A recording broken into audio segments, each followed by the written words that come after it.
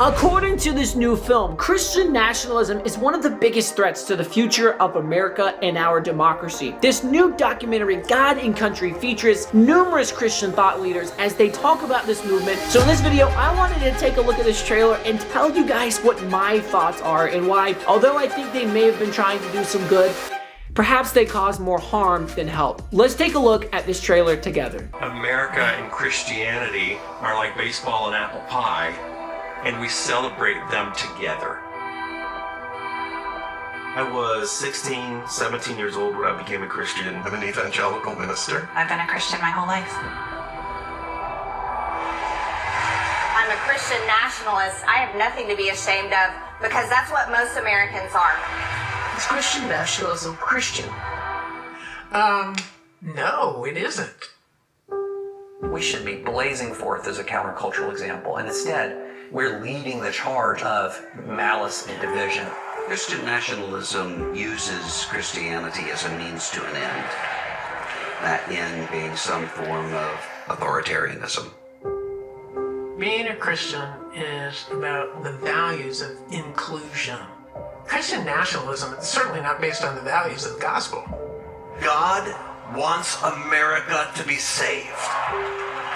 They're told over and over and over again that you're in danger. You need to fight if you don't want to lose your country. We are in a civil war between good and evil. This is not a movement about Christian values. This is about Christian power. What happens to the people who don't believe this stuff? We are on the precipice. God is on our side. We're taking our nation back. The thing that keeps me up at night is that we lose democracy. Does that seem possible? Yes.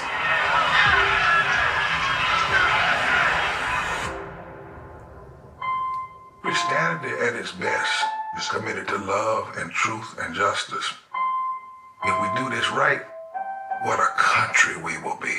Well, that is a lot of material to cover, guys. I guess we'll just get into it. Oh my goodness. I'm gonna try to simplify this as much as possible for you guys. The first question is, what is Christian nationalism? Because that's what this trailer is all about. Christian nationalism is evil. Well, what is Christian nationalism for us to be calling it evil? And that's a difficult question to answer because there are so many different definitions of Christian nationalism. However, if we're evaluating this film, then we need to get this film's definition of Christian nationalism. There were some very interesting images, like Jesus was a refugee in rainbow colors, a Confederate flag next to Christian signs, or an inverted American flag with "In God We Trust" on it. But nothing in this trailer really gave us an actual definition for what it even was that they were criticizing, other than a couple phrases thrown around like that. So to answer that question, I actually went and found some of what the filmmakers had to say about this on some podcasts and other materials. Let's take a look at that together. Honestly, I don't have a good answer for that question either, simply because there's really no universally agreed upon definition of Christian nationalism. Well, if you're gonna criticize Christian nationalism, you need to give a definition of what you're criticizing. Hopefully they'll give us a little more clarity later on. I think that can be part of the definition of what is Christian nationalism, because Christian nationalists do not believe there is a separation of church and state. Okay, Christian nationalists do not believe there's a separation of church and state. Now, again, this may or may not be true, but we're trying to find their definition of Christian nationalism. This community has become so monolithic that you're not being a good American or you're not being a good Christian, either or both, if you don't subscribe to this, that, and the other political belief. He talked about subscribing to a certain political belief. Well, you guys need to subscribe to this YouTube channel, by the way. I'm going to tell you 3 ways I use generative AI powered by Adobe Firefly. I don't care about generative AI. Where it becomes Christian nationalism is when you say, no, we can't have abortion because my faith says you can't have abortion. We have to go with what my faith says. Okay, so stop, pause. So here's what they're defining as Christian nationalism. Christian nationalism is when a authoritative figure, usually someone in government, who also usually happens to be a Christian, uses their position, power, and authority to enforce their beliefs and opinions on other people who don't necessarily agree with them or even share the same faith. Now, most of us would line up and say, that is a just criticism. We're on board with that. That's what the separation of church and state is for, so that the government does not provide favoritism to one particular faith, which is kind of how it is in America. Because I religiously eat a raw egg every day, I'm gonna force everyone in the country to also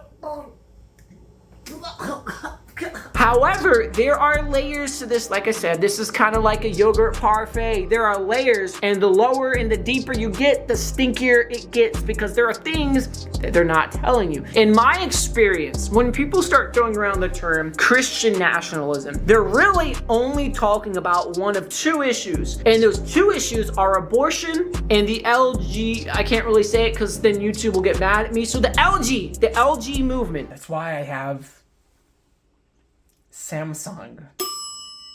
And so here's the line of logic that these usually left-leaning people have. If the government is not supposed to force religious beliefs on people because the government isn't supposed to pick sides, thus the government shouldn't enforce the church's stance on issues like abortion or the LG movement. Whenever the government, people in government who also are Christians, start to try to enforce the church's stance on these issues, then all of a sudden the people on the left start coming in and they start crying, Christian nationalism, did you see that it's Christian nationalism? However, this isn't a solid argument because the government, since it encapsulates so many areas of our lives, often has to take a stance on moral issues. A great example would be the rights of minority groups in past generations. I don't think anyone would say that the church was wrong for taking a stance on a deeply moral issue like human rights. This is something the church has to often do because so many moral issues also bleed into politics. So the church taking a stance on a moral yet political issue is not Christian nationalism, it's just the church standing up for something that is explicitly talked about in the Bible. You are required to receive certain medical treatments that the government deems necessary for everybody.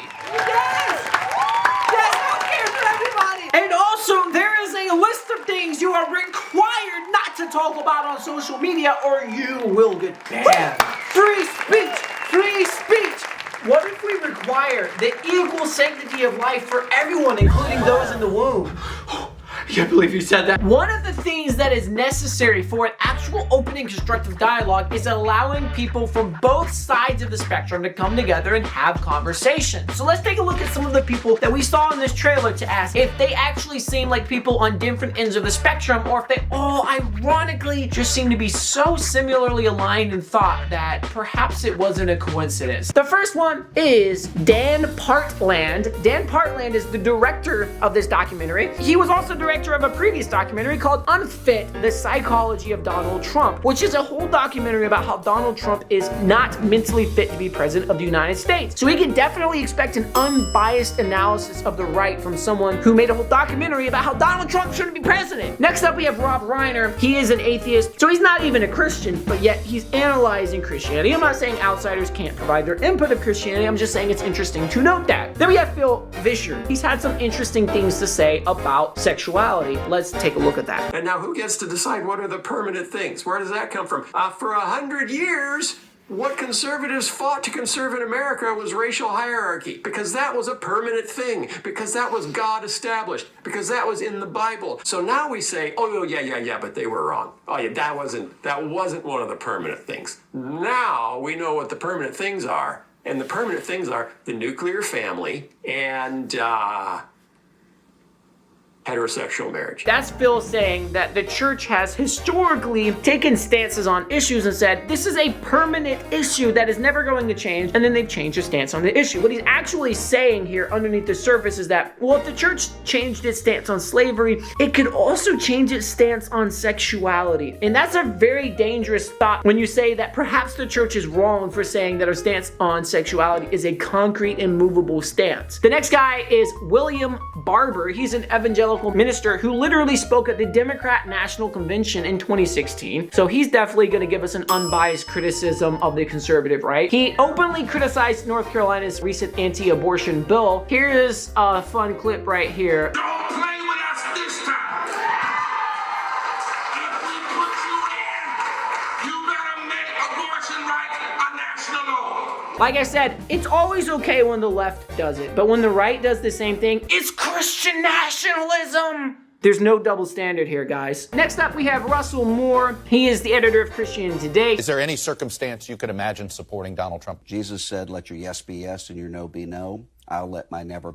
Kristen Kobes-Dumez, I don't know if I said her name right, it felt cool saying it like that. She wrote a book called Jesus and John Wayne, How White Evangelicals Corrupted a Faith and Fractured a Nation. Man, I feel so responsible for something that I never even did. Simone Campbell is a Catholic nun. Catholics cannot be true to their faith and vote for Donald Trump in November. And then she proceeded to endorse Joe Biden for president. Woo-hoo. David French, he's a New York Times writer who wrote an article titled, "The Case for Disqualifying Trump is Strong." Look, in pointing all of that out, I don't mean to simp over any certain political candidate. Rather, I'm just pointing out every single one of the people I looked up just happened to align politically on the same side of the spectrum. Which tells me that this film really isn't about Christianity at all. It's a one-sided political argument that uses Christian nationalism as the catchphrase to attack the political right. When I see a trailer like this, if the trailer's focus was on criticizing the abuse of church or governmental power to push people a certain direction, I'm with you. If there's someone who gets on stage and says, "You need to vote Republican, you need to vote Republican," I agree with you, that is wrong. The church is not meant to be used, the pulpit is not meant to be used for issues like that. That is an abuse of your spiritual authority that you've been given. I also agree that the government should not in any degree push religious beliefs of Christians on people. So if that's what the criticism of this film was, I'm with you there. We need to have a nation where everyone has a chance equally to believe what they want to believe. That's what America is. That's what this experiment is. However, when you make a film and you only put left-leaning people who all happen to criticize the same political candidate, who all happen to align very similarly on issues like abortion and the LG movement, you're no longer having an open dialogue. Instead, you're having a whining fest about how you can't stand the right and how they don't agree with you on certain issues. In other words, if I think it's wrong to murder a child in the womb, so we shouldn't allow anyone in America to murder children in the womb, you're a nationalist. You are the bad guy. You're a threat to American democracy. That is literally what they're saying. So again, if we were having a constructive dialogue about actual political issues, I'm with you. The church should not be getting involved with actual political issues. The government should not be pushing the church's stance on political issues on people. But these aren't political issues. These are moral issues. Some of these are literally life and death issues. Anyway, so that's my analysis of this film. I think it got it spectacularly long. It could have had an actual open dialogue about some of the flaws of the church because the church has many flaws. But instead, they decided to focus on all of these people whose focus is on abortion in the LG movement. So anyway, that's my analysis. What do you guys think? Tell me in the comments below.